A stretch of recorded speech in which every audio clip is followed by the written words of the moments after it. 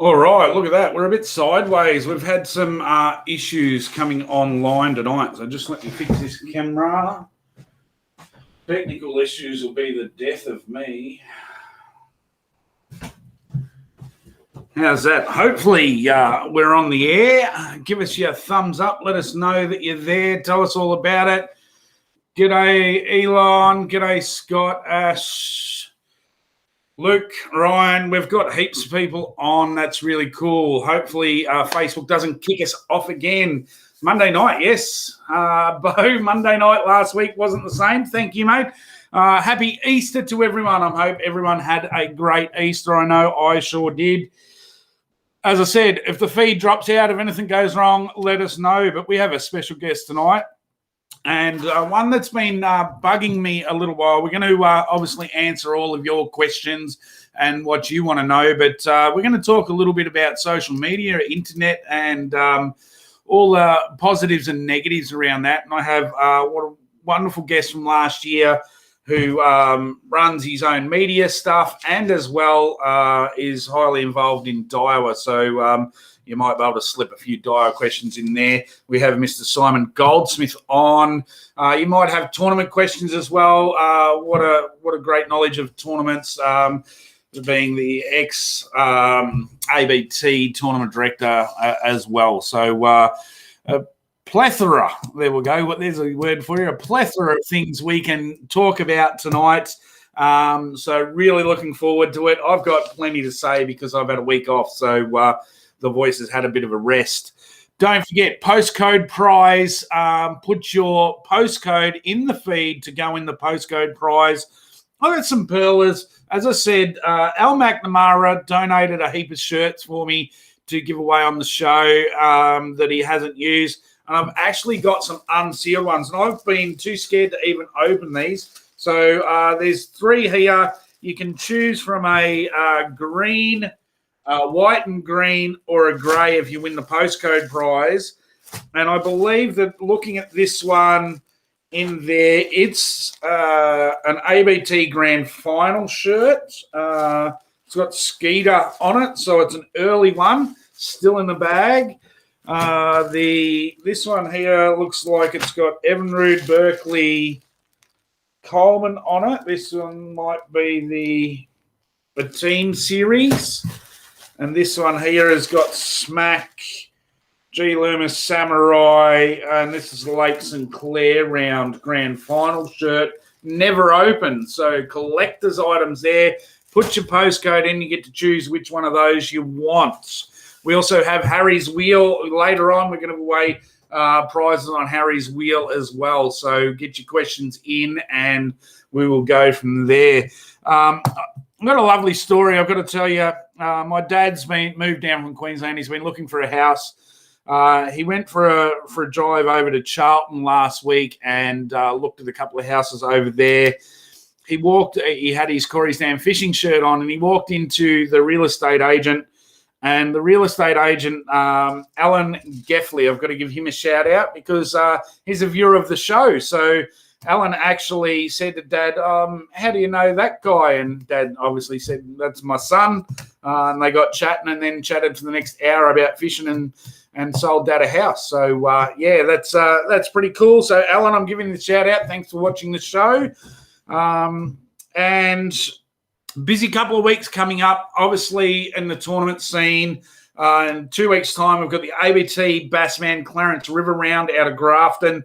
Then we're back to Mulwala for the Teams Fishing Australia Native Classic. That's the one with the big prize money. And then over to Mulwala again the week after the Central Victorian Lure Casters at Bundalong. So I've got a couple of big weeks of tournament fishing coming up, and we'll go from there. So let's have a look. Happy Easters. There's lots of Easters, lots of postcodes. Get them in there to win the prize. Jamie, that would be my next one will be at the Clarence River in Grafton. So that'll get your question. Now I'm going to get Simon on. We're going to chat a little bit about social media and, yeah, we'll just chew the fat. So here we go. Let's see if this all works. G'day, Simon. How you going? I'm well, mate. How are you? Good. It's been a while. You were on the show last year. sort of towards the beginning of the Chewin the Fat when we were locked down. It's been about just over 12-month anniversary last week of Chewin the Fat going to air, and it was all derived by COVID. We, I got bored in COVID and started trying to get in contact with people, and this is how the show started. But last time you talked about Daiwa, but I've had a bit of a bugbear happening with the social media. I've been talking to a few people, and I know some really high profile people too now that have to take a hiatus from social media for a couple of weeks, maybe 3-4 weeks, because it just gets too much to handle. So I wanted to chat about social media with you and the downs and ups of social media. And when I went through my list of previous guests and people that I've had on the show, I thought you were probably the expert of people I know. You've sort of been involved in this space since the word go, haven't you? Yeah, like when I first joined the industry, so what was that, 2004? Social media didn't exist. So, from a marketing point, because of course I started with ABT back then, our communication was through the telephone, through the magazine. We had some chat boards, and that was about it. And of course, since then, social media has taken off. It's delivered a lot of good things. We're probably more connected with each other and our customers and our angler base more than we've ever been. But there are shortcomings that come with that, and managing those shortcomings is a real challenge for all of us. Yep, for sure. Like I've made it, known to everyone over my journey, especially over the last 12 months, about my mental health issues and how I've struggled over the time with my demons. But I really get caught up in that whole social media side of things myself, and I've been to the stage where some Monday nights I don't even want to go on the show. It's just really got me down. But it's all of these guys that are in there commenting and chatting and sending me messages, and the other stuff has just kept me above. But I've been able to, and I've been lucky enough to have a really good supporter base there to keep me above that line. But I know other guys that are struggling with getting caught down and I suppose not having a base of people to support them, where you get caught with the garbage that's going on. But as you said, you started with ABT, and the leaps and bounds, I suppose, even in the last maybe, what would you say, 7 years, trying to get live streaming of weigh-ins up even to start with, and now Morgo's running as much as he can. I know the quality of the reception is most of the issue, but trying to get live streaming on the boats, where do you see that going in the future? Yeah, so when we started from an event coverage point of view, I mentioned we did magazine write-ups, and that was pretty much it. But there's always a lag time when it comes to magazines, and then we had a website. So I remember in the early days, I'd take my laptop and I'd wander up to the kiosk and I'd say, "Can I borrow your fax machine line so I can dial up and upload the results?" So that was sort of the infancy of where it started in terms of the immediate update of results, and so people who weren't at the tournament could find out what was going on. From there, of course, we got wireless data, so we could sit in the cabin and update it.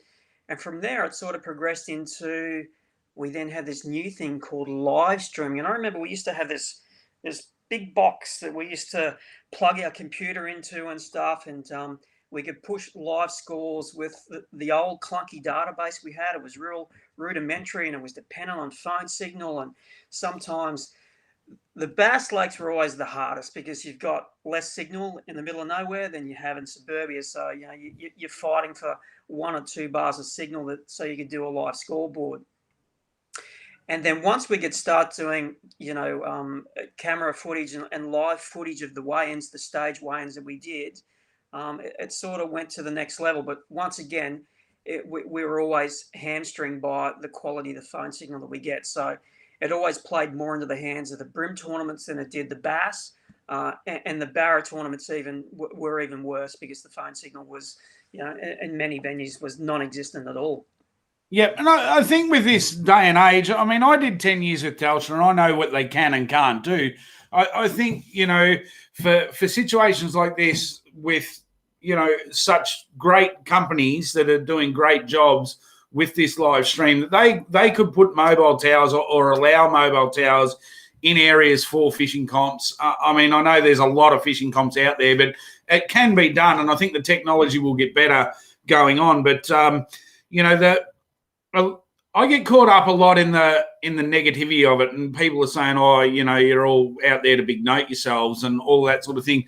I've always looked at tournament fishing as not anything higher than any other style of fishing, but a way to get out there the information and show people how to catch fish, or show people us enjoying what we do as a sport. If we go and play AFL or NRL on the weekend, it's televised and all of that stuff goes with it. But when we do it as fishermen, there seems to be this real negativity at it that, even on Facebook and Instagrams and YouTubes and that, you got people colouring in the background of their shots so you can't see where they're fishing and stuff like that. I mean, this whole live stream, I'm all for it because I want more people to catch more fish. This is what my show's about. Yeah, like the motto of ABT from the very beginning was about who shares wins, and for those who don't know, ABT started in 1999 with two guys, Steve Morgan and Steve Bain, and then Morgo bought out Steve, and I started with the company, and the focus was always about getting people to discover the thing that we really loved, which was catch and release lure fishing. And we wanted more people to be able to do it. And of course, there was people out there who wanted to do that style of fishing in a competitive atmosphere, in a competitive situation. And it didn't really exist before. Those US style tournaments, they didn't exist here in Australia. The tournaments were very much invitational, good old boys, closed shop sort of things. Steve wanted to change that, and of course, that's what happened. So the focus has always been about getting as many people as we can to discover the joy of going out and catching fish on lures. Yeah, 100%. And that's, I love it. I've live streamed as much as I can from tournaments. I've always got a camera on my boat. I'm not scared to allow anyone access to see where I'm fishing, because it's a bit like the live scope, live site, active target type thing that's happening at the moment that, but you've got an unfair advantage, or, you can see the fish you're catching. It doesn't mean you're catching just because you're in a spot that I'm at.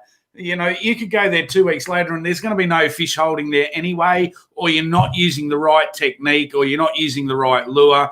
I mean, there's no need to hide spots from people. No, obviously, if they're on a private dam that you're not supposed to be in, I suppose you'd want to.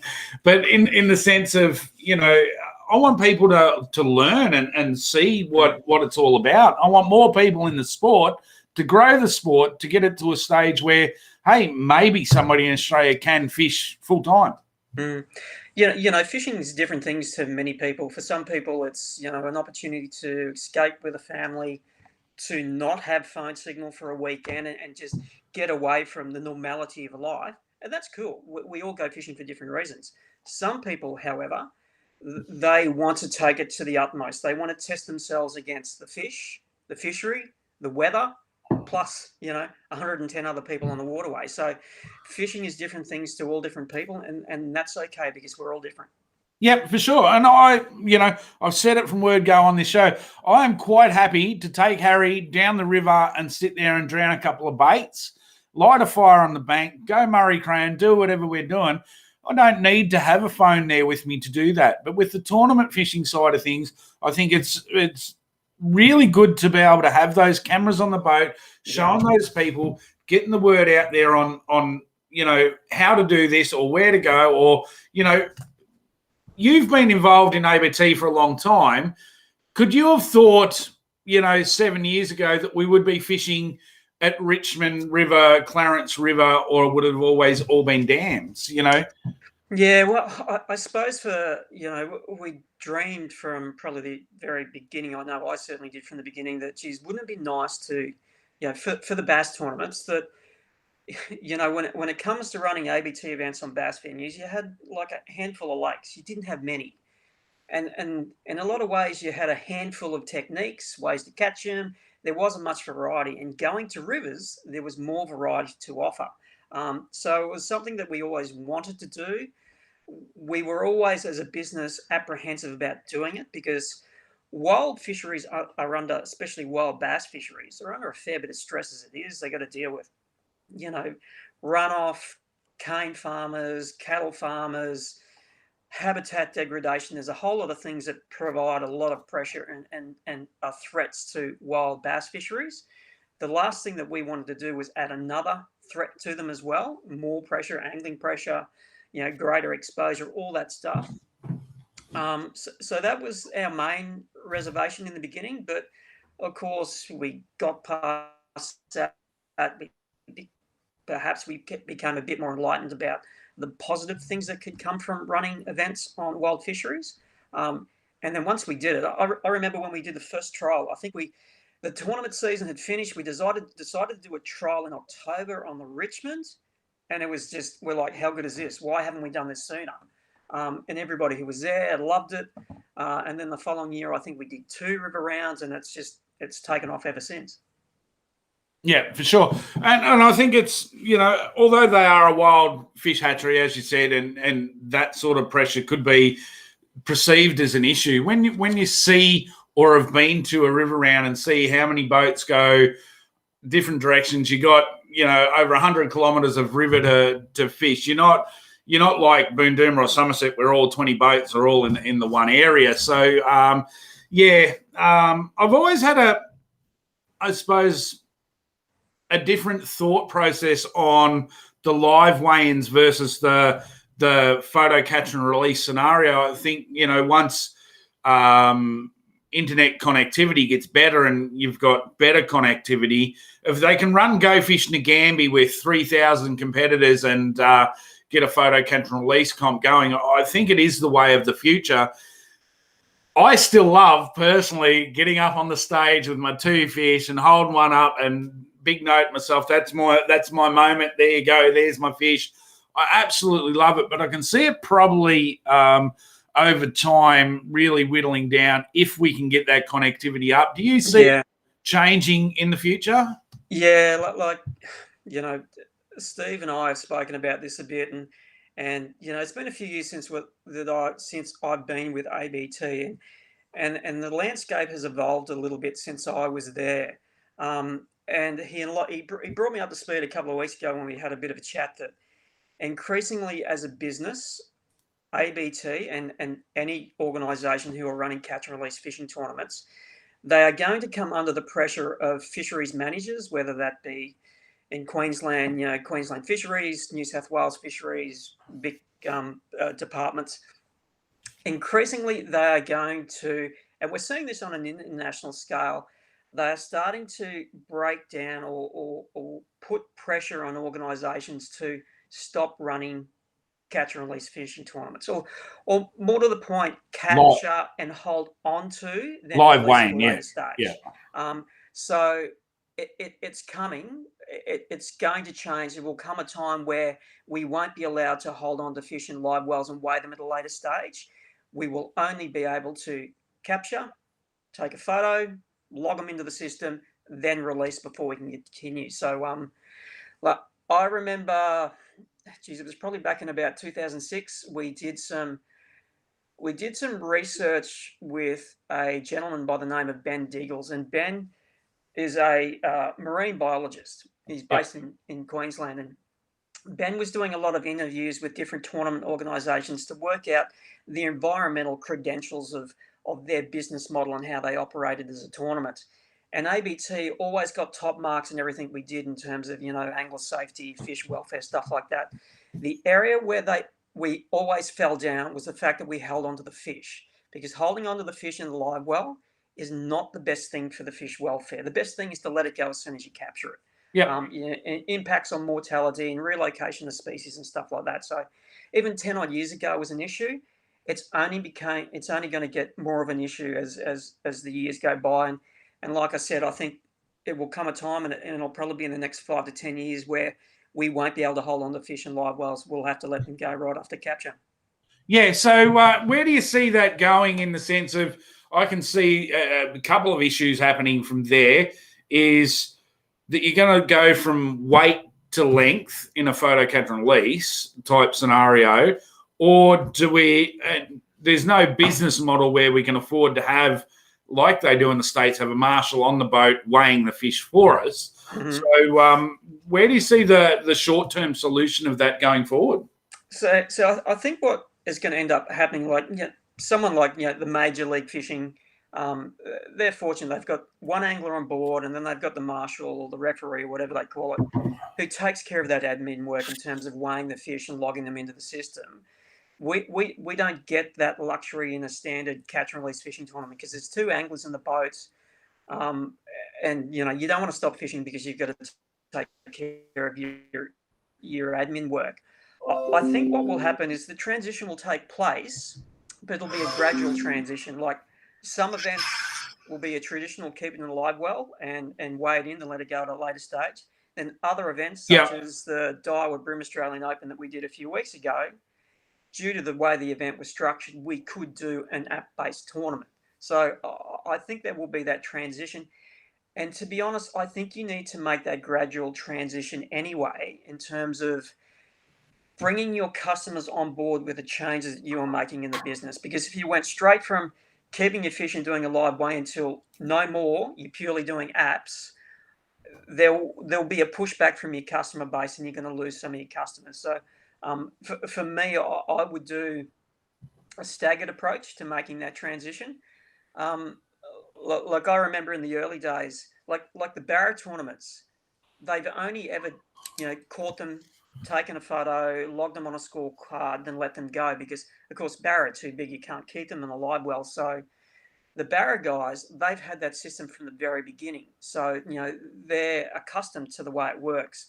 The Brim and the Bass guys and the Yeller and the Cod guys have had those live weigh-ins since they've started fishing those tournaments. So it will take a while, I think, for those customers to get used to that change. Yep. I know with, I think it's AYC, the Australian Yellow Belly Championships, they have a marshal boat that goes around that you've got to take your fish to the marshal boat. They do the weighing in the marshal boat. So that's a difference in the yellow belly scene. I've learned a lot since branching out other than bass. Yep. I was one of the bass guys that it was all about bass, but since moving down here and fishing cod comps, because of a slot limit on cod, you can't keep bigger fish or smaller fish. So how do you do a live weigh-in? So they don't do it. It's all text. One of them's text results in, other one's app-based. So, yeah, I think the guys sort of down this way more that fish multi-species are a little bit more over it than, say, the bass guys in general. And it's also about having a venue that allows a weigh-in boat to actually be practical. Yeah. If you try to do a weigh-in boat on a Clarence River bass event, good luck.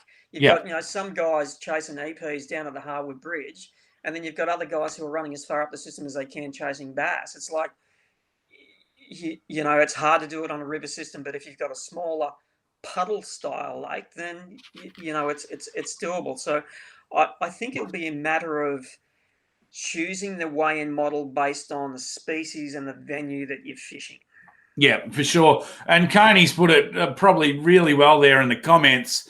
What would you rather watch, MLF or Bassmaster? Well, for me, it's Bassmaster, isn't it? It's a no-brainer. And for me, I know what I want when it comes to a tournament. I want guys to bring me big fish on the stage. That is the climax of the event, because when we run a tournament, you guys come together at the start and then you scatter and you're gone and you're off doing your own thing. It's not until you come back together that we actually get that we get that climax of the event. We get everybody to get together and they talk about who did what. We look in each other's bags when we're at the bump tubs, and of course that final angler walks onto the stage. That's your climax to the event, and you don't necessarily get that with app-based systems. Yeah. Like I remember what it was like when Major League Fishing started, and you're watching, you're like, is this it? This is the show, because this is shit. Yeah. Compared to Bassmaster, and it's going to be a forever evolving system to try and make that app-based weigh-in format better than what it currently is, I think. Yeah, for sure. And you're exactly right. Like as I said, I love my moment in the sun, getting up there and holding the fish up. But, going back to, and we talked about it last time you're on the show, going back to the grand final on the river, 10-gram difference, Joey Urquhart, that was just amazing to be at. That was amazing to watch. You wouldn't have got that with an app-based program. No. Because, you come back, you put your tag on the board, you put your boat on the trailer, and you sort of hang around, and you're like, well, what do we do now? It loses the effect that you get from that 10-gram finish on the banks of the Richmond River. That stuff is priceless. Yeah, Brian Everingham. Sorry, I forgot I just said Joey, but the two of them up on the stage. Yeah, that's right. And do you think that we could ever? We're turning so green and so politically correct with everything we do in society. Everyone knows that I'm pretty the total opposite of that in general with everything that I do. But I think we are turning into a bit of a nanny state with a lot of things. And I do see a lot of the time that in a stocked impoundment with a competition like ABT, where they put money to stocking groups out of their own money, as well as every angler buys their license, so we can legally take 2 fish per day. Yeah. And I quite often get into quite heated arguments over this with certain people. But if I'm allowed to take 2 fish per day, and we had a 4 fish, or 2 fish per day limit on the thing, even if I did kill those fish, I'm still within my rights, aren't I? Yeah, I agree completely. And when you guys would be out on the water fishing and I'd be pitching tents, I would always have interactions with people who were camping at the lakes, or people who lived in a Broome township that we come to, and they'd come down and have a bit of a chat. And in a lot of cases, they didn't know what we're doing, so you'd bring them up to speed about who we were and what you guys were doing out in the water and stuff like that. And occasionally you'd butt heads with some, some might say narrow-minded, but people who had a slightly different opinion than what we did. And like, well, you're coming to town and you're catching them without fish and you're killing them. So how can you do that? That's just not on. It's like, don't forget, we've done research. When our guys come to town, on average, they're leaving $1,000 per person in this town. Yep. And if we kill a handful of fish to bring you that money, that's a small fucking price to pay, isn't it? Yep. No, dead right. I ran the caravan park at Boondooma for 7 years.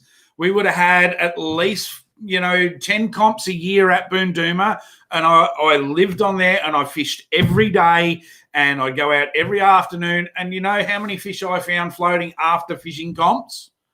2 or 3, maybe, at the most. And, there was a few years there where some of our weighing practices weren't as good as what they should be for the welfare of the fish. But Steve and I, of course, both come from science backgrounds at uni.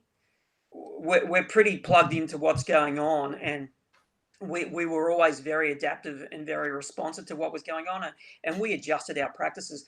Like I remember people, there'd be a queue of 30 people waiting for a weigh bag, and somebody'd say, "Why don't you hand out more weigh bags?" And like, I need the right number of weigh bags, so every time somebody walks off the stage, there is 1 bag of fish at that bum tub ready to come up. I would much rather the fish be in the angler's live well than sitting in that hot bump tub. So it was small things like that we were always very conscious that we were doing the right thing for the fish welfare. And being businesses, both, and formerly, running tournaments for ABT, and also now working for Daiwa, I'm working for businesses that derive incomes from the fishing, industry, and also the fisheries, whether they be man-made, stocked in impoundments, or wild, whatever.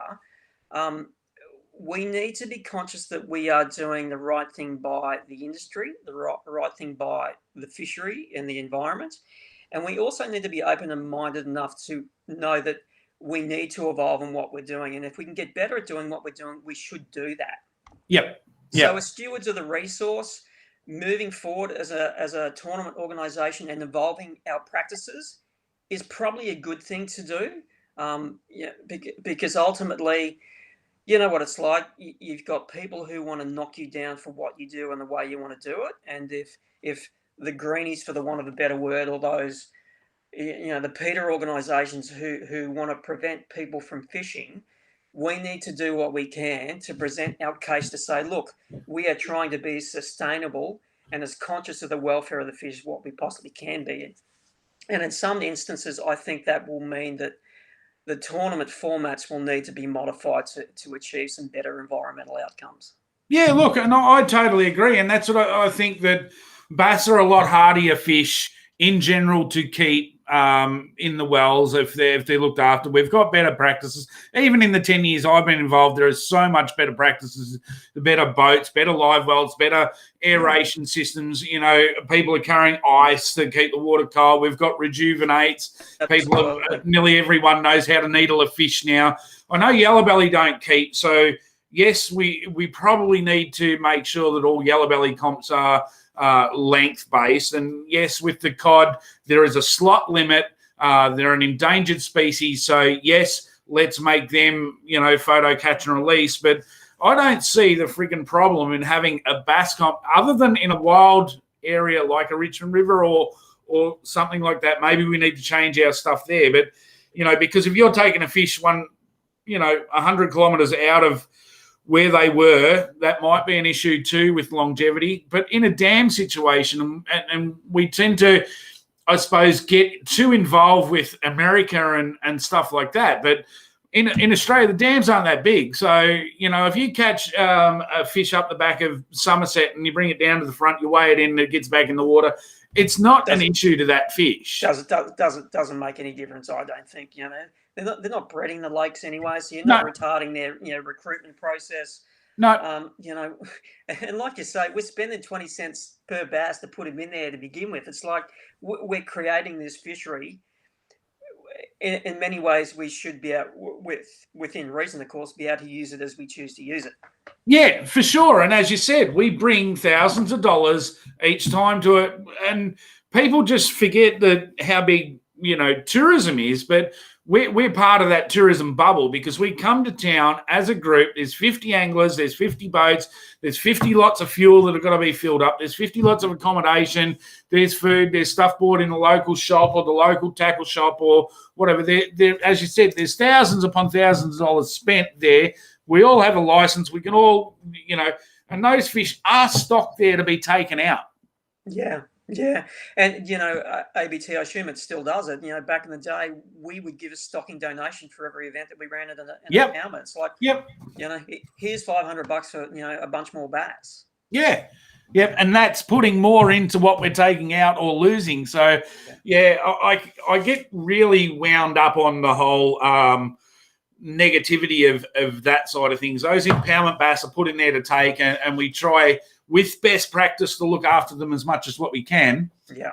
But, I think bass can be its own little beast and left as it is in those stocked impoundments. I think we really must evolve going forward with your rivers and, your yellow belly or your cod. I'm not sure on the stats on brim. I don't do that salty water stuff. So, I'll leave that up to the experts because they're too hard to catch. And, for the thing there's two things that I miss about my time at ABT is I miss the people. I really miss my friends and my customers that I picked up over 14 years. And the other thing that I really miss is putting on a show. And the ultimate part of the show was always that final weigh-in. And if you don't get to do that, I'm like, the tournament's missing something. Yeah, it is. And as I said, that's what I love about it. It's the mateship, it's the camaraderie. But I've got my group of mates and, we hang shit on each other. And, Langers and I, we fish together as teams, but we also fish against each other going into comp. So when we get to Clarence, I'll be trying to beat Langers. Langers will be trying to beat me. But at the end of the day, we all get together. We weigh in our fish. It's the big hoo-ha. And it has a feeling of its own. Until you've done it, it really, it makes me feel good. Yeah, it's interesting. You like I have heard a lot of people bag catch and release tournaments. Those ABT style events. They're for elite people, and there's they treat each other badly and they carry on. I never experienced much of that in my time there, and granted, my experience was a little bit different based on the role that I had. But that opinion was generally from people who had never been to one. And if you want to get into that style of fishing, in terms of catching bream, bass, barra, yellows, cod on lures, there is no better way to learn how to do it than to go to a tournament like that. Yeah, and look, I'm going to bring Brad's away camping at the moment, and he's catching some blue cord. But I'm going to bring this one up as probably a relevant question. Does it open up the old chestnut for an industry association or group body to establish the standards and educate those opposed to best practices? Now, this probably comes down to something that I say all of the time, that whenever there's a fight within the fishing industry or the fishing tournament scene, whether it's between tournament directors or between this tournament's better than that tournament and so on and so forth, I say, well, there's no governing body of fishing tournaments in Australia. So if you've got no, and this is probably making a job for the sake of making a job, but if you've got a governing body there to look after the best practices of the whole, is that going to bring it all into a better place, or is it just creating another job? Potentially, there's been examples of where such organisations have been incredibly successful, and others where it has failed. I remember about 10 odd years ago, the prominent people and groups who were running catch and release tournaments. So, there was us, there was Hobie, there was Michael Starkey, there was Gatesy, there was a few others. Drew McGrath was there at the time when he was doing Bass Nation. And we all got together, and because you're better off working together than against each other, because it's stupid business to work against each other. And the plan was to set up an overarching sort of identity that would, I suppose, in some way be a bit of mouthpiece or help all these organisations get together. But we're also busy doing our own jobs. We never really had the time in our schedule to devote to bringing that organisation together. So unfortunately, it never came to be. But it was definitely a conversation in the meeting that was had to possibly do something like that. I just see it like, if you look at, I use it because I've got a big Victorian base down here. If I say AFL or NRL, you've got a governing body. So it doesn't matter if you're in Wagga running a junior competition there, or you've got you're out at Nerang and you run a junior competition there, or you've got a seniors or an old boys competition. They're all under the one national banner. And if you don't pull into line, there's somebody to make you pull into line. It would make as you said, you're all busy doing your own thing and whatnot. But I've always said, if there's somebody there, you've got to put some time and effort into that. It's not just three association leaders trying to do the right thing. You're actually forced to do it and follow it up. Yeah, that's my view anyway. Yeah, like we've heard Michael Iconelli, I banged on it for years about there should be an angler group in the States to help anglers, be better represented when it comes to, the organisation of the tournaments and payouts and all that relevant stuff. But I'm sure people have tried to do that for the anglers, and they have failed to do it, because trying to get a consensus with a bunch of people can prove very, very difficult. You know what it's like. A camel is a horse designed by committee. So getting everybody to agree and come together can be like very hard. Out of a stone. Yep, but as you said, it's not impossible. You see the AFL and NRL Players Association, the women's cricket, and now the AFLW have gone great guns to getting equal pays, and I know they're nowhere near it, but they're actually now getting paid and 50,000 people to stadiums. We always said that it would never happen, but I suppose if somebody gets out there and gives it a crack, so be it. Yeah, if we only attempted things that were easy, then we we wouldn't be talking in computers. We'd still be, writing on stones and stuff like that. So, there's challenges out there, and we should, take them on. And it takes the right people to, want to step up and take on those challenges. Yeah, always takes the right people, and unfortunately, it's always the wrong person normally gets on the other end of it. So, better people than me, I suppose. But thanks for that question. Hey, we've got a postcode winner. So hopefully they're still on. Michael Styles 2335 has been randomly chosen by Harry.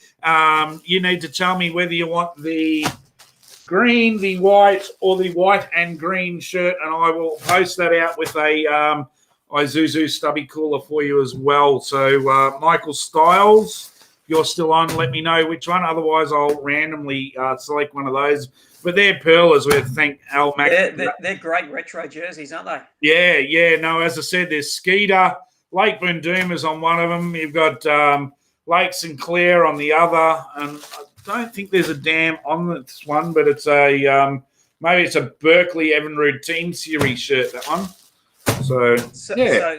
So they're grand final jerseys from many years ago, and this gives you a bit of an idea of when I started with ABT. I was fearful that I would never remember everything that I needed to remember, and when I left, I was fearful that I would never forget all the stuff out of my head. So the Bundoomba one would have been the year that Matthew Mott won, and that would have been his third grand final win. The St. Clair one would have been the one where Mark Lennox won. So that's a Mark Lennox, that's a Matthew Mott. Yep. And yeah, I don't know. I think that's just a Berkeley Team Series one. So I don't even know. That's got Oztackle Coleman. But yeah, there you go. We touched earlier about social media, and social media is such a beast of a thing. Like for me, working in the marketing department, social media is so hungry. You're constantly feeding it with content, and it's insatiable. For the consumer at the other end who's flicking through their feed, devices and social media are highly addictive, and managing that potential addiction and the addiction, if you've got it, is something that's very, very conscious, and dealing with the fallout of comments that come through, it can be a real challenge. The process, the thought process I always have, and the rationale that I always have in my head is that I can't control what people say about anything that I do or a post or whatever, but I can control the way that I react to it. And sometimes reacting to it can be as simple as not engaging, closing the app and walking away. Because if you stay there and you continue to engage with it, it will continue to drag you in, and then it can be a vicious rabbit hole that you disappear into. And you mentioned that earlier that people will take a digital detox.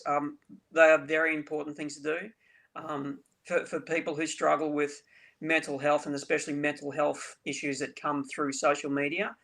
Stepping away is one of the best things that you can do. So, to be honest, I wouldn't be on social media unless I had to do it for my job. Yeah. See, I couldn't say that. I really can't say that. I use it because I've moved so much within my lifespan, starting off in Victoria, spending, my childhood here till I was about 21. Then I moved to Queensland for 21 years, and then I've moved back to Victoria in the last couple of years. So it was a really good tool for me to stay in touch with. But in that sense, I've started now separating Corey Goldie from Corey's Damn Fishing, and they've actually made it a lot easier with the switch profile side of things. And I actually went into all of my fishing and all of my photos and all that's going through to my Corey's Damn Fishing page now, and I'm starting to weed out anything. So my personal profile isn't clogged up with all the fishing stuff. Yeah. And I can have a detox from Corey's Damn Fishing and leave, still be in contact with my kids in Queensland or whatever through Corey Goldie. So I can't say that I wouldn't have it, but I have learnt to try and compartmentalize those different parts of your life. Yeah. And that's important. And I think being able to do that and being conscious that you need to do that is something that quite often only comes with age and experience. And we've both got age on our side. So we're both shining on the top. It's exactly. So for those younger people out there who, struggle with the challenges of social, you've got to find a way to make it work for you rather than it, bringing you down, because, we've seen it being the undoing of many people, and, the effect that it has on their mental health, which, leads to suicide and self-harm and stuff like that. So it's so important to be on top of those things within your life. You want to be in control of them rather than them controlling you. Yep. And as I said, it was great advice you gave before, 100%, that sometimes just not reacting is the way to go. Yeah. It's hard because you want, they're dragging you in, and you want to go in and engage with them in whatever way, whether it's blast them or try and enlighten them to your point of view. It's a fight that has a high chance of failing. Just don't engage at all. Just keep swiping, put the device down, move on, but don't buy into it. Yeah, I think too. One of the greatest was today. I seen after a lot of the fishing industry watched Carl's fight and Chris's fight, and there was a controversy whether he won it or he didn't win it, and there was a lot of banter going backwards and forwards, but Chris never commented on anything, but he had quite a funny today when one of his horses got up and won, and he said, "They can't take that off me." I just thought that was an appropriate response to a situation. He could have got involved in it all, or sat there and done it. I know the AFL players and the NRL players are all taught to what they say and what they put out there, but for sure, I think that you've got to pick your fights if you need to have them on social media. Yeah. But in general, I like putting my stuff out there for other people to learn and other people to see. If they like it, they like it. If they don't, they don't. I'm not here I'm not content hungry. This is just what I like doing. If you don't like it, as you said, swipe left in it, and if you're on one of those apps. Yeah, I was sort of raised that if you're going to talk to somebody, whether it be through not that social media existed when I was a kid, whether it be verbally or whatever, is what you're going to say, is it going to add value to their life, or is it going to do the complete opposite? And if it's going to do the complete opposite, keep your mouth shut. Yeah. No, for sure. Look, we've got a question here from Maddie, so I'll bring that up. Simon, what's your advice for any young angler coming up or getting into tournaments? My advice, and it's the same now as what it was, back when I started, is the best thing that you can do is engage with people who do what you really like, and it may be, it could be messaging Matthew Langford and say, "Matt, I'm 12. I live in Brisbane. My local lake is maroon. I want to catch my first bass. Can you give me any advice on what I could do to go do it?" Just engaging with people who do it. Like for me in the early days, I wanted to catch a mangrove jack. I tried to do it on my own. I couldn't do it. So what did I do? I engaged with a local fishing guide who chased them on the Tweed, and he became a very good friend. And having fishing mentors in life is really important. And sometimes it could be as simple as a phone call at 9:00 at night, or it could be a message on social. Engaging with people who do what you want, more often than not, they'll go, "Sure." We all have to be questions and ask questions and share our knowledge. The next thing that I would suggest is get involved with the tournaments. You will learn more in one tournament and one weekend than you will learn in 5 years plugging away trying to do it yourself. Yep, and for sure. And I agree 100%. But not only just thinking that it's all about the pro tournaments. Look at your family tournament. Start off in a family tournament. Go with your friends or your mates and go to, I don't know how to word it. I'm not going to say lower rank, but go to a family comp and then work your way up from there, because a lot of the pro fishermen still go to the family comps because they have family, they have friends that turn up. I'd turn up to any comp that's within driving distance of me just because I love it. I love the sport. I have a passion for the sport. I have the passion for, the whole Pay It Forward campaign that I've been running, the whole ambassadorship program. Everything's about, giving back to the sport. I think don't be frightened of people. I think Matty gets them a lot. I get them a lot. Most of the guys will get them a lot. But as long as we don't just brush them and give them a little bit of information to help them out, that's what this show was always about, to help people out so they can get in there, ask their questions, or show messages later on. So, and I saw it a lot at ABT. You'd see those skinny little 10-year-old kids who were there with their Berkeley shirts on, and they'd have a fishing rod because they've been fishing at the Wayne, and they're really excited, but they're too apprehensive to ask a question and step up because they're afraid of asking a stupid question or looking stupid, or perhaps appearing as though they don't know as much as what they think they should know. It's like, man, just we're all human. We all started at the beginning, so just engage, talk to us. 90% of the people that, probably 99% of the people that I dealt with at ABT, the anglers, are happy to share their information, and they do it for anybody. Yeah, for sure, and it has definitely got better. Michael Stiles has got back to me. He wants the Lake St. Clair shirt. So, Michael, can you PM me to my Gory's Dam fishing page? Just send me your address so I can post that out this week for you. That was a good question. We've got Harry's Wheel coming up in a couple of minutes, so I'm still looking through the questions to see if there's any pearlers there that deserves winning a spot on Harry's Wheel. You've got to be here to win it. So just going back through to see if there's any.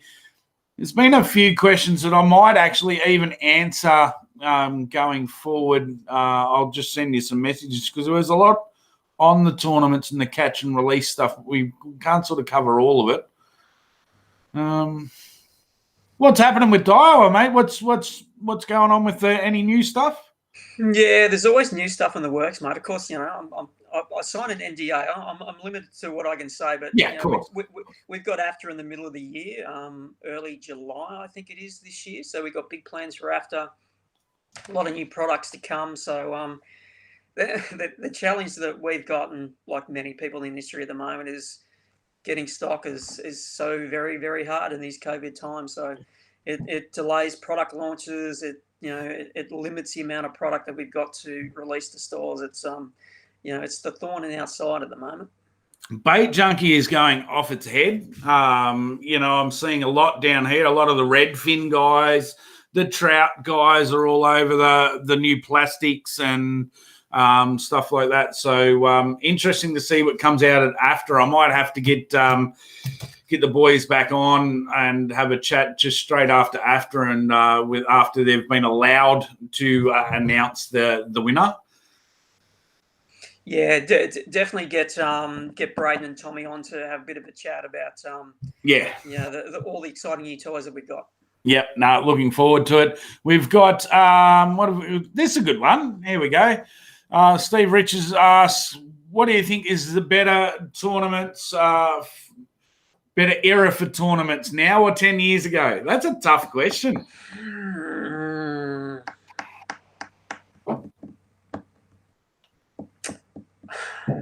See, it's a bit hard to answer that one, Richo, because, the last tournament that I weighed was the 2017 Brim Grand Final at Lake Mac. So, I'm not completely up to speed with a lot of the new faces that are on tour at the moment. So, I couldn't really compare the current crop of anglers with the ones that we had 10 years ago, but I will anyway.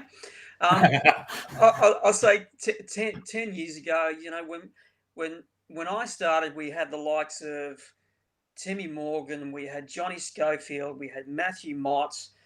We had a very rich pool of talent on the brim side of what we do, on the bass side. On the brim side, we had, Ian Miller was fishing, Bushy, Chris Wright, these people who are just one in a generational anglers that we had fishing, the Bream and the Bass Tour. I don't know if the pool of talent these days on the bass is probably as deep as what it was 10 years ago. Big call. We have it here. There it is on Chewin the Fat. That's awesome.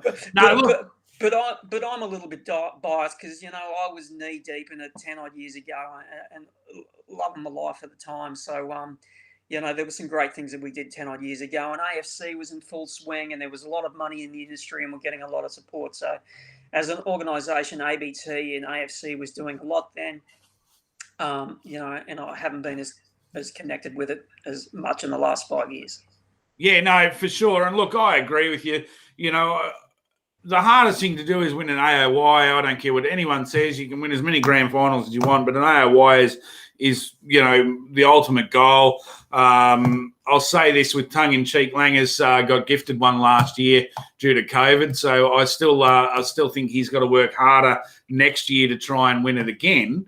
But I think in the sense of guys like Motti winning 3 in a row or 4 out of 5 or whatever it ended up being against Scowies and Killers and guys like this, that there was a definite really big pull. But do you think that was because the Who Shares wind wasn't there, that there's probably a lot more people that know a lot more now, but it was a lot easier for those guys back then to win because they knew more than everyone else? Yeah, and I suppose a little bit of it too, Corey, was that 10 odd years ago, we were still dealing with anglers who'd been there from the very start. So it was very much that they were still involved in something that was new and was fresh, and they were probably a bit more connected as a group because they had been there since the inception of ABT. So they were rolling on and evolving as a group of anglers. With regards to your AOY versus the grand final, I would agree with that. Angler of the Year for me has more value than grand finals. Carl only ever won 1 grand final, but how many Angler of the Years did he win? Yep. I think it's a better testament to an angler's ability over multiple different venues, over multiple different months, different years, stuff like that. And Carl is still the best bass angler that I've ever come across. No, look, I think and that's got to say something for the talent pool over in the States too, because if you look at where he sits, it's he's in the top 100. I think it was like 5 years after Carl had left and gone to the States, he was still the leading money earners on the bass earnings. It's like the guy it was a given. Every Sunday I would give him a check at a bass tournament. He was just so very consistent. A bad tournament for him was outside the top 5. Yeah, and for sure. And you think about that too, that the prize money went up in that period of time as well. So back then it might have been, you were giving him a $500 check where, 5 years later, if he was still there doing it, you were probably giving him a $2,000 check. So, it was a very, very big call. Harry's Wheel. We've got to do Harry's Wheel. I'm going to put you in the green room for a minute, Simon. We'll come back. We've got to do Harry's Wheel. And it's a question that I didn't bring up on the screen, but I'm going to allow Scott, who said the best thing about camping and fishing is you don't need your smartphone to do it. So that's the question that's going to be the win. So, Scott, you need to jump on in the comments and tell me that you're there and you want Harry to spin the wheel. So I'll give him a couple of minutes to do that. And anything else you want to bring up quickly before I put you in the green room and do the wheel? Because we'll come back and we'll finish off and there might be a few more questions. But don't forget that tomorrow night on ABT Live, which is ABT's show. It's not Lockdown Live, as Morgan always says. Tomorrow night's show, our brand ambassador, Bill Latimer, is going to be on talking about how he's progressed with the program so far. So that's going to be interesting. I have no idea what he's going to say about me. Hopefully it's all good. So we'll be on ABT Live tomorrow night with some more fishing content. And Scotty said spin the wheel, Harry. So I'll put you in the green room and we'll go and spin the wheel and we'll be back. Rightio. Let's dig up Harry here. Are you there, Harry? Hi. I think I can see you down the bottom. How you going, mate? I'm going good. That's good. Hey, listen, Scotty's won the spin the wheel. What are you going to spin him up? Oh, I don't know. Let us have a look. I think I should give it a spin. Give it a spin.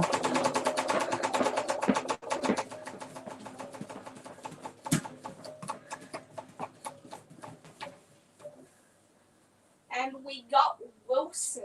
Wilson. So that's sponsored by Wilson. Who have we got there? What have we got for Wilson prize, mate? Hat and stubby cooler. So what's that? That's a Venom, red and black Venom hat and a Venom stubby cooler from Wilson. Thank you very much for Wilson for the sponsorship of that one. And Scotty Gullett, you've won that. Hey, Harry, you don't have to go to bed tonight. It is school holidays, so you'll be able to go back inside and watch a movie, and I'll continue to talk away. So thanks for spinning the wheel, mate. I shall talk to you soon. Okie dokie. Bye-bye. There you go. Quick one there right now. So, Scotty, can you send me your postal address? I believe you've won prize on the show before, but just send it anyway so I can send you through your hat and stubby cooler. So we've got Michael Stiles he's picked his shirt and stubby cooler, and we've got the hat and shirt done there. So that's pretty cool. Thank you.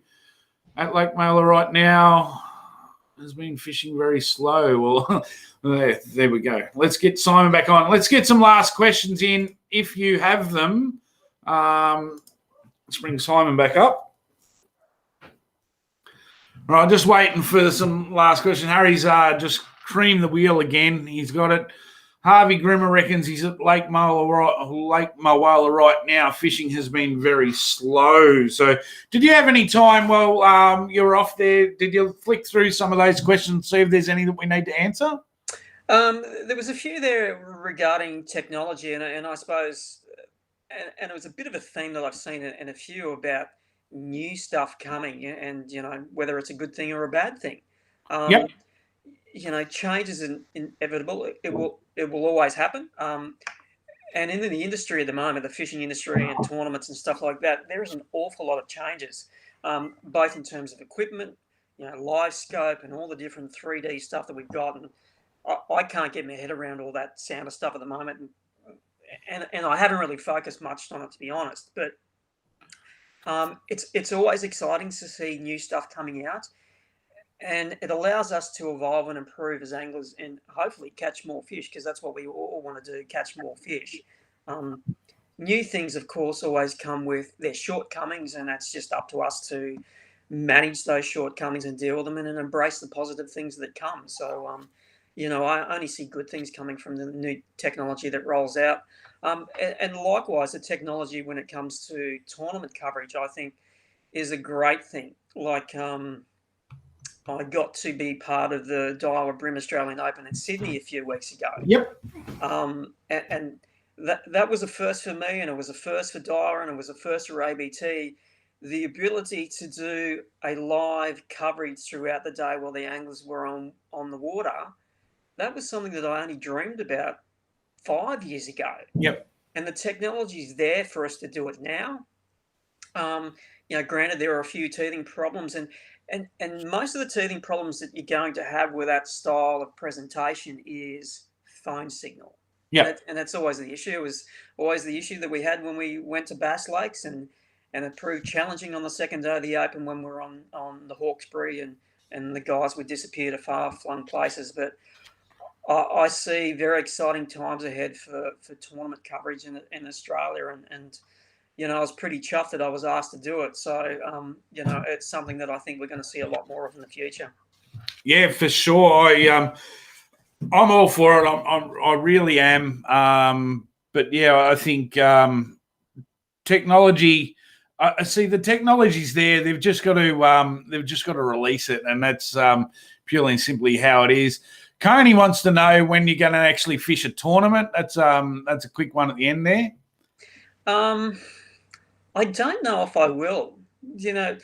I chatted to Morgo before we did the Open, and I said to him, I don't have the fire in the belly for fishing like I used to. Like, I used to be really competitive for fishing. I don't have it at the moment. I've got other stuff in my life that, that probably grabs more of my attention than what fishing does these days. So I'm not Well, I going to say mean, never, just not at the moment. yeah, no, and I agree with that. Like you've got, you did all that time away living in the suitcase for all that time at ABT. The main reason was to spend some time with family. You've started up your own media business. You've got Dyer on the side. So, and then you're back involved with the family as a family hub.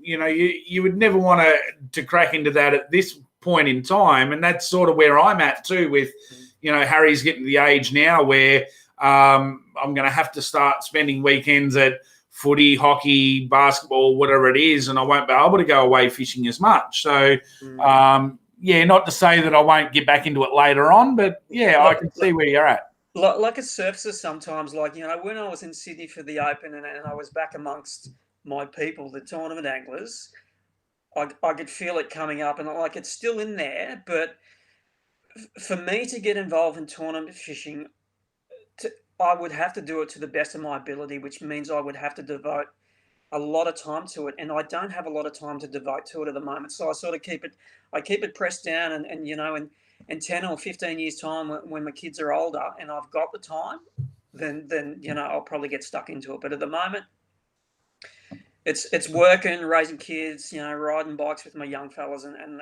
that's my main focus. Yep. Here's a good one. Kevin's asked, if you could host an event anywhere in the world, where it be and what species would we be chasing?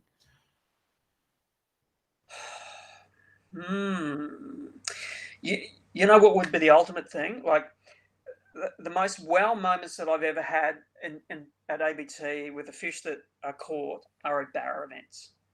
Like I remember we had an Awunga event probably about 2008, and we had anglers who were getting a metre average for their 5 fish limit, and they weren't featuring in the top 20. It was just insane. If you could get a bite like that on an impoundment chasing barra during the daylight hours with phone signal, that would be perfect. That would blow anything in the States has out the water. If you had multiple meteries coming through with live crosses to anglers, that would be heaven. I love the American market, don't get me wrong, and I love watching Bassmaster, and I love supporting Carl because he's such a great ambassador. But I agree with you that there is just such a great array of fishing. I like multiple species competitions where, the Freshwater Masters is a good one where we fish cod, yellows and bass over 3 separate weekends, and it really challenges you. But for having that in daylight hours, the barra staff are getting that bite, I think that would be 100% the best fishing comp ever held. Yeah, it would. Yeah. And and we pushed pretty hard there for a while, especially with Queensland Events funding, to try and get money to bring some of the US bass pros over. Like I remember last time Kevin Short was here, we were talking to him pretty heavily, and and we wanted to get Steve actually submitted a proposal with Queensland Events funding, and I think it was like 10 or 30K or whatever. And we're going to spend that money to pay for airfares for Ike and a few other people to bring them over here and expose them to the wonder that is impoundment bat fishing, because that it dwarfs anything that they've got in the States when it comes to largies. Those impoundment barra, they are next level.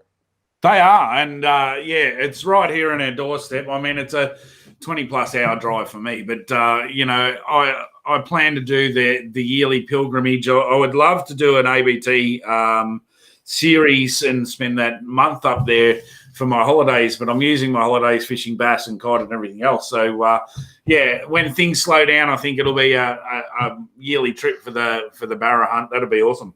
Barra are awesome, but Jesus, they can be fickle. And as a tournament species, like, I was talking about that Awunga event that we had, many, many years ago. And it was 2 events, and they were just red hot, and meter average was, you weren't getting in the money. It was just stunning. And then I think the following year we had like a wet tour, and guys would get pissed on in the rain for 7 hours straight, and they'd come back with wet catch sheets and nothing. So barracan fishing can have real yin and yangs. It can be the line I used to use was it can be shit hot or it can be shit house, and it doesn't always make for a good tournament experience when you've got fickle species like that.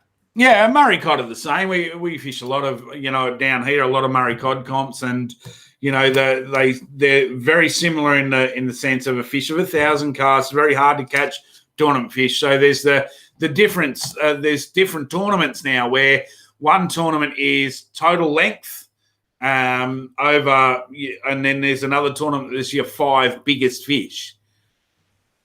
So that becomes a totally different beast to try. You've got to catch 5 big cod to be in the running rather than catch 100 little cod in your total length. So there's some really cool stuff happening in the cod scene down here at the moment in that scenario as well, because people can go out and fish a lifetime and not catch a meatery, and you're expected to catch 5 in a weekend under comp conditions.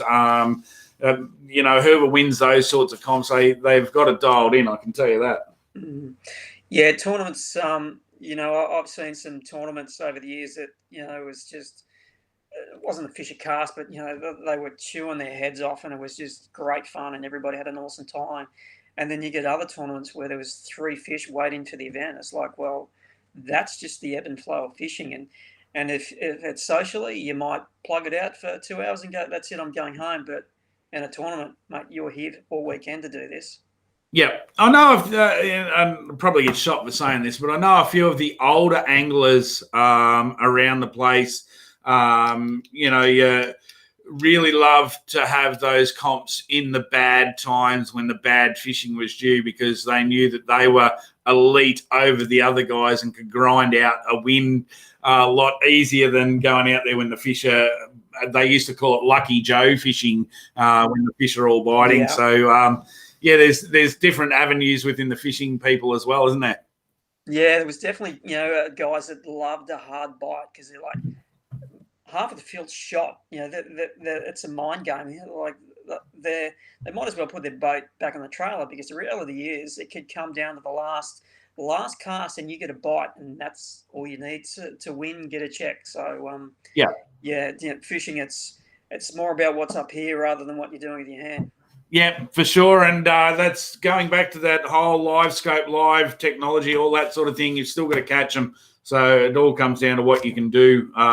Listen, mate, we're going to probably have to call it stumps. That's been over an hour, and I'm trying to keep this year's shows to an hour. A couple last year went for sort of 2.5. Just going through, just making sure I've covered off everyone. Elon, to answer your question about accommodation, there's 2 caravan parks up at Kenya. Have a look at both of them.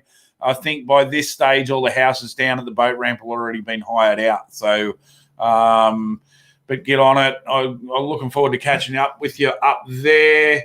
I think that's pretty much it, mate. I'd like to thank you again for coming on. We'll hopefully chat again later in the year, and we'll pick another great topic to come up with. There was a lot of people with some fire in their belly, which I'll enjoy, because I can't read the questions from here, all of them. So I'll go through them later on and try and answer as many as I can. Yeah, it'd be nice to drag some of the old stalwarts out of the woodwork and have a bit of a chat to them about, how it was, 10 odd years ago on the tournament trail. Yeah, for sure. And look, I'm always up for anyone that wants to come on as a guest. It's one of the, and this will go back to what we were saying before and the battle with social media that I have. I find it very hard to approach people to come on the show. If anyone is or wants to come on and have a chat, feel free to get a hold of me, and I'll try and get you on if you can. But it's very embarrassing. I find it very embarrassing trying to get people on. It's just the way that I am. If I can catch up with them at a tournament, and say, oh, Coney, would you come on Monday night? It's generally yes. I like to do the face-to-face, but sending this standardized email out saying this is how to do it, this is what I'm doing, this is me show, it's very hard to do. So if people know somebody that should be on or whatnot, contact them. If they want to come on, by all means, I'll send them an invite and show them how it all works. So Nick Brown wants a legend versus current stars. I think the legends and drop that in. Sorry, Nick. Yeah, there we go. So, A lot of people want to see the old guys come out of retirement. Oh, look, I spent a long time towards the end at Boondooma trying to get the end-all answer of who was the best fisherman, get all the previous AOI winners, get them all on the one dam at the one time. But it just never happened. So it happens in all sports, football, cricket, everything. Trying to compare past and current generations, and you can't, but we do it anyway. Yeah, that's all part of it. So looking forward to next week. I'm talking with Ken Thompson from Lawrence. We're going to obviously cut some time on the forward-facing sonar stuff, but we'll talk about other stuff. There might be some new stuff coming out from Lawrence, or he might be stuck like you are and not being able to say anything. But that's the way it goes. I'm going to say out for now for everyone. Just stay on there, Simon. I will chat to you after I go off air.